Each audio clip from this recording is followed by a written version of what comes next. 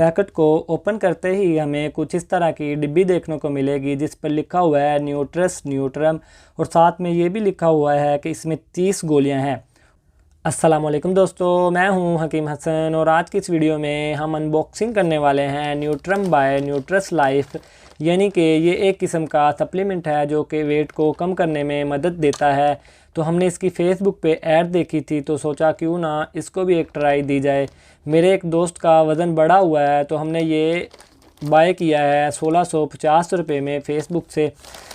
तो वीडियो शुरू करने से पहले अगर आपने अभी तक हमारा चैनल सब्सक्राइब नहीं किया तो हमारे चैनल को सब्सक्राइब कर लें और अगर वीडियो पसंद आए तो वीडियो को लाइक करें, शेयर करें, कमेंट करें। तो चलिए वीडियो को शुरू करते हैं।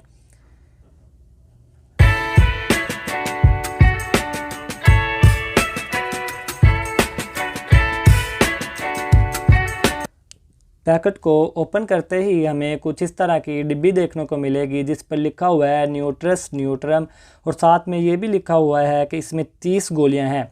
और इधर इसको इस्तेमाल करने का तरीक़ाकार भी लिखा हुआ है कि एक गोली रोज़ाना खानी है, खाना खाने के बाद एक गोली से ज़्यादा इस्तेमाल नहीं करना, यानी कि इसमें से गोलियाँ निकलेंगी। मैंने इसको पहले ही ओपन किया हुआ है, इसमें से कुछ इस तरह की गोलियाँ निकलती हैं।